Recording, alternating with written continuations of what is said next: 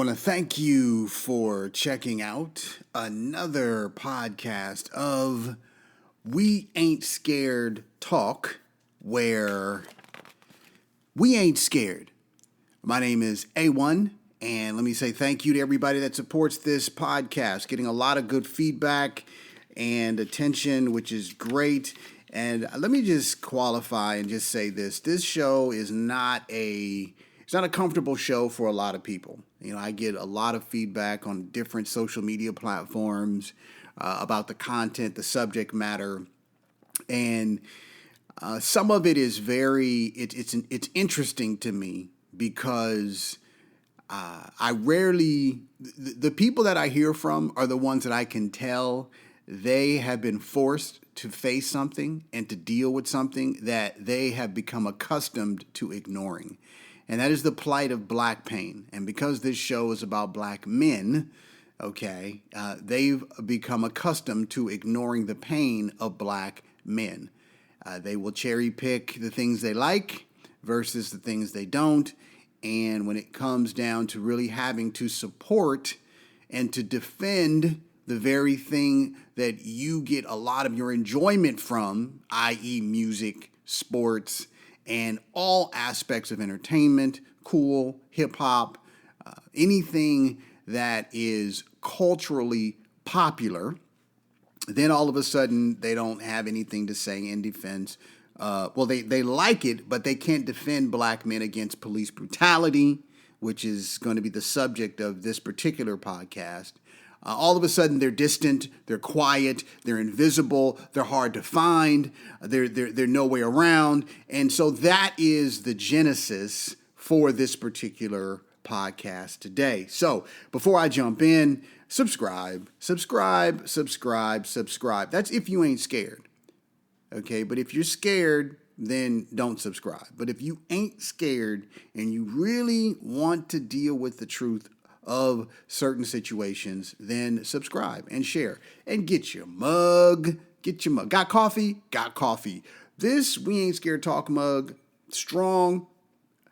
It is absolutely powerful. Your coffee, your tea will stay hotter longer. You may not even have to put any cream or sugar in it. It's just going to instantly have flavor. Why? Because of the onyx. It adds flavor to your coffee. All right. Okay, so let's go ahead and jump in. I got some notes here, as usual. And as I said at the top of the show, this particular podcast is based on the current climate of police brutality, what I'll also will call police terrorism. Okay? Terrorism that has escalated so dramatically since 45 has taken office, and I think you all know he's sending out he's notifying his base, his white nationalist base, that basically, look, do what you want and nobody will care. But that's not true. We got to fight. So the point is, in this godforsaken country where black men have built it on our backs, no respect at all is being shown to us. Okay, we're at the point where, and I mean this, if a black man isn't carrying a weapon to protect himself before an officer can shoot and kill him, the reality is he's a dead man. And there are some real difficult layers of conversation about that we have got to have. Because either you're a sitting duck or a moving target. That's really all black men have right now. We're either sitting ducks, okay, unless we run and become moving targets. Which in either one of them is scary, and it's 50-50 risking your life just to live. I stress to people, and I know I'm digressing a little bit, but I stress to people, black men don't go out every day trying to find a cop to have a problem with. That's not how we live our life. We got family. We have goals, dreams, aspirations. We have things we want to achieve. All right, let me pull it back in here. And I sent out, on one of my other social media pages that there's a national state of emergency that I have declared, that I'm declaring in America with 3 Ks. This is a national state of emergency that black men need to avoid the police at all costs. But before I jump into it, let me tell you what the title of this podcast is. It is Why Cops Are Making Themselves a Target for Retaliation. Again, why cops are making themselves a target for retaliation. All right? So, as I was saying, the cops, they're armed and they're dangerous. And that is not an overstatement. They are armed and dangerous. These thugs, these animals are hell-bent on attacking and killing, murdering unarmed black men and women. Okay? And we must, as black people, arm and protect ourselves.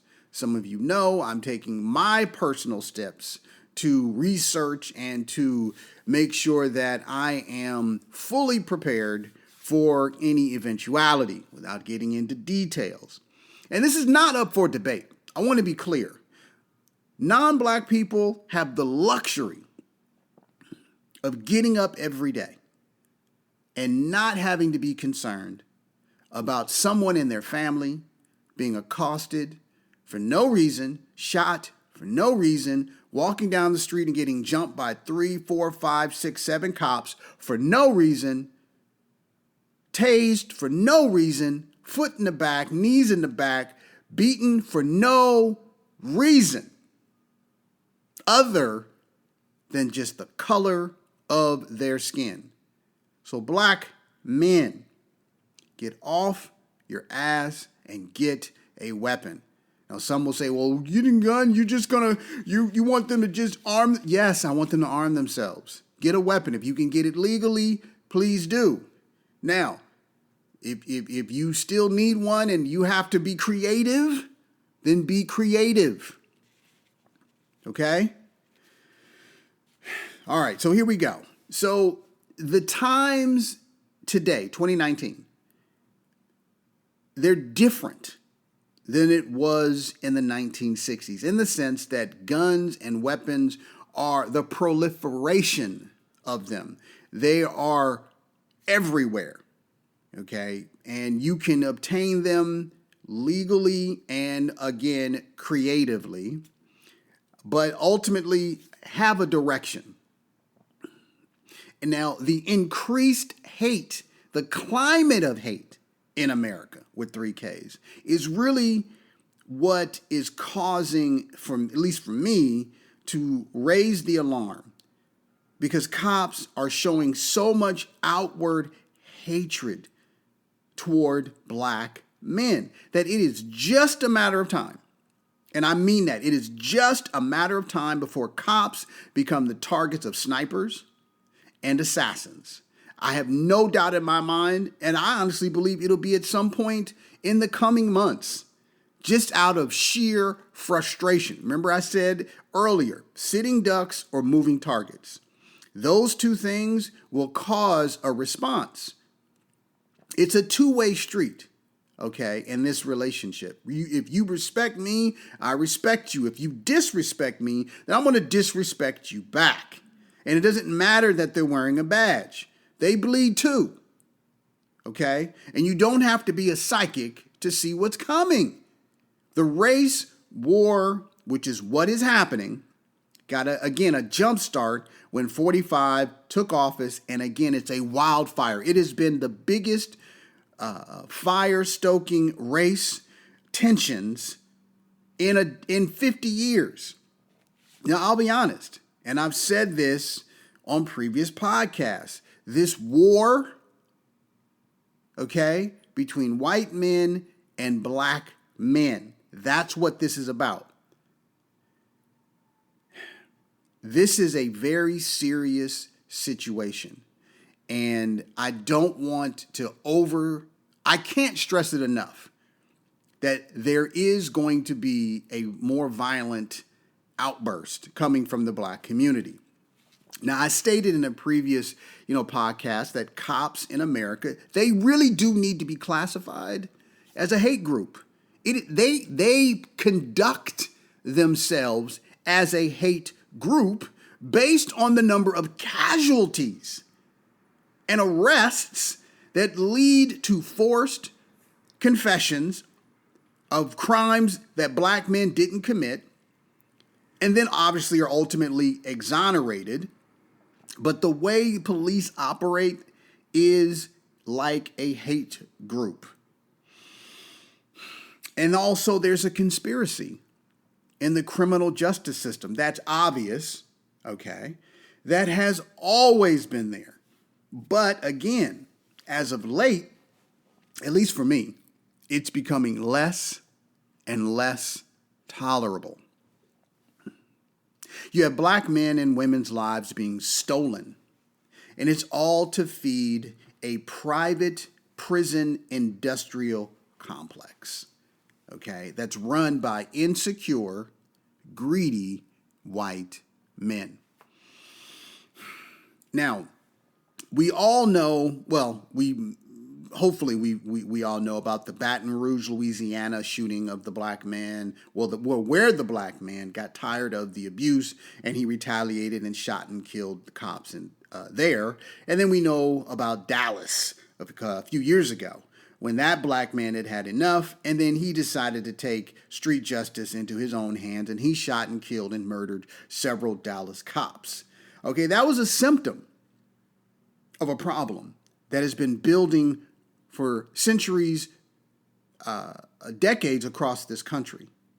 Cops and black men have always been a tinderbox. And I always go to the Black Panthers of the 60s because they were formed as a response, okay, in part as a response to police brutality. Of course, they came up with WIC, Women, Infants, and Children. They were working with the black community to uplift us and inspire us to be self-sufficient.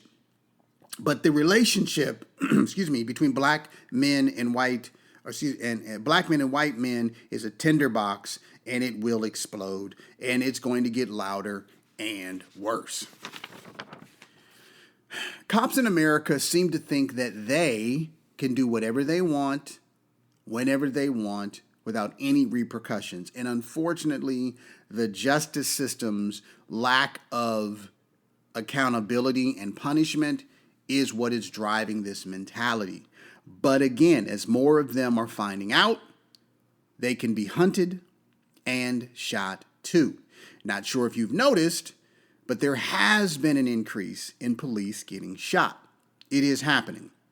The media may not be covering it because they don't want that information to get out. But again, I expect that this will increase. These things are completely avoidable. But for white nationalists, members of the Klan, neo-Nazis, okay, joining the police force across America as a way of trying to hide and practice their neo-Nazi white nationalist hate and terrorize the black community. All this while wearing a badge. And let me say again, cops are not above the laws of street justice. I'll say it again. Cops are not above the laws of street justice. And I totally expect street justice to be carried out, especially for the cops that shot and killed that young black man, Brandon Weber, in Fraser, Mississippi. Okay, I don't care who you are and where you're from. If you start to feel like your neighborhood or home is being invaded by a bunch of bullies or terrorists, you are going to eventually fight back to send a message that we ain't here to be abused and intimidated. We all got trigger fingers. Now, to be honest, again, I've shared my views that the police need to be euthanized and destroyed as an organization. That fraternal order is nothing but hate-filled, and I hate to see black men and women involved. It is a military-style occupation. That's what's happening in the inner cities, black communities, all across this country. I dare say the world. Military-style occupation. And what's interesting is we don't, again, instigate anything. We're minding our business. Cops are cowards. They're animals, thugs. And that's, again, whether they're black or white. Now, non-black people, as I said earlier, they have the luxury of getting up every day without worry from police or about police brutality, and at the same time claim to care about their black brothers and sisters. But their inaction tells me a completely different story. I've noticed that non-black people, and even some black people, still tend to side with cops if they witness an excessive use of force. And it boggles my mind when this happened. Cops show up literally, semi-automatic weapons, machine guns. I'm waiting for them to just go ahead and pull out rocket-propelled grenades. I mean, that's not outside of the realm of this craziness. And they want to point all these weapons at people that have no weapons and little boys, little black boys and little black girls. And you think somehow that's okay? Just because they're not pointing it at you, like somehow this is normal? This is not normal. This is sick. It is twisted. It is demented. It's demented. This is terror on levels. These are epic proportions of violence. Someone shot 20 times, 30 times, 40 times, 50 times, 76 times. This is overkill. And to tolerate it and go back to your normal existence is unconscionable on so many levels. It is no secret that cops are predominantly white males. And I've already told you that, my theory, based on the slave master mentality that was passed down, okay, from generation to generation. You have one sick white man 300-400 years ago. You have hundreds of white men from 300-400 years ago. You have thousands of white men from 300-400 years ago. They have children. They're going to pass on that sickness. And I totally believe that white men are genetically predisposed to have mental issues. And they are prone to violence. And slavery, I don't know why people even have a debate about that. 400 years of brutality, oppression, lynching, castration, sexual experimentation, medical experimentation, cutting off penises, torturing black men and women and children, raping, sodomizing, attacking, beating, burning, for no reason other than being black. That is a mental illness. And then we can go to the mass shootings and the homegrown terrorism that, again, are predominantly perpetrated by who? White men. Most serial killers are what? White men. Ted Bundy, the most prolific serial killer. Not only did he kill them, but now he's eating bodies of these dead people. I mean, that is a sickness. And again, that goes back to slavery, with cannibalism, and this sick desire of white men to want to consume literally the flesh of black people. That is a fact. I tell you guys, I'm reading that book, Delectable Negro. You need to get it. Let me continue. There is an expression that I live by, and this dictates a lot of things that I do in my life. Number one, if something happens once, it's an accident. If it happens twice, it's a coincidence. And the third time is tradition. White men in America have shown over and over and over again, law enforcement, cops, over and over and over again, that they will do anything to keep from being dominated by black men.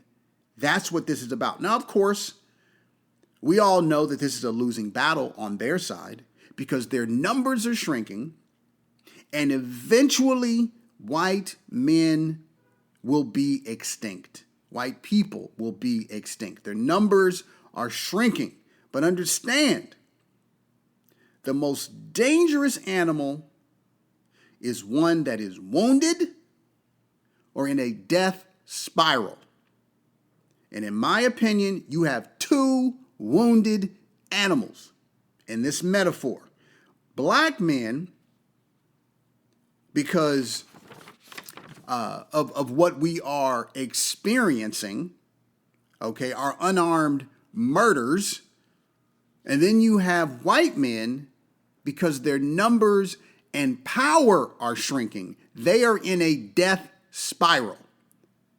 We're wounded, and white men are in a death spiral because they're losing power and their numbers are shrinking.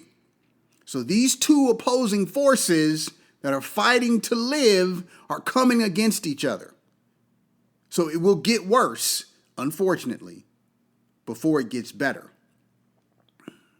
And let me remind you, just because this isn't happening in a neighborhood near you, don't get comfortable. All it takes is one situation, and this will be happening in that neighborhood near you or in yours. You don't have to have started the fire in order to smell the smoke.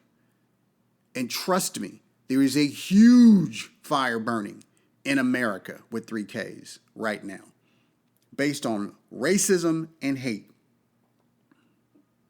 So, tying this back to the topic, I do expect that cops will become the target of retaliation. Perfectly natural in response to the terrorism. And this will happen by angry citizens. And if karma has anything to say, which it does, law enforcement brought it on themselves. And they have nobody to blame but themselves. And remember, toe tags are a one-size-fits-all. Don't care about your background, don't care about your profession. They all fit. So black men, if you can, arm yourselves to protect yourselves and your family against any threat from these thugs, these animals, these racist and murderous cops. There is no other way to say it. And if anybody hears that and has a problem with that, then you are the problem. Because cops have shown only hate and how much they despise the very community that they're supposed to be there to serve and protect. Listen to that. You're supposed to be here to serve and to protect. And all you're doing is killing and murdering the people that pay your salaries, that make it so you have a job, so that you can go home and you can do the things that we, black people, yet again, are responsible for your existence. We're responsible for your lifestyle. And you being so ungrateful, you come into our neighborhood so disrespectfully, overzealous, quick to pull a trigger. The day of reckoning is coming. And you reap what you sow. Karma's a bitch, but I do expect retaliation. And I'm certain some of you may have cops in your family, and I feel sorry for you. You may have people in law enforcement, and I feel sorry for you. You may have even considered it yourself. I feel sorry for you, but especially to black people, men in particular. Black men, don't go into law enforcement. Don't go into anything dealing with an oath, military, anything. State, city, state, local, federal, don't do it. Because your allegiance, that oath, is to a state, to a country that does not give a damn about you. Too many times we hear about cops attacking other cops, black cops, thinking that they are not cops, shooting them, beating them, and then these settlements. White cops don't care. They don't care that you took an oath. They still see you as an enemy, black man, if you go and you get a badge and you think somehow that's going to protect you. They hate you. They're making themselves a target. And again, I do believe retaliation is coming.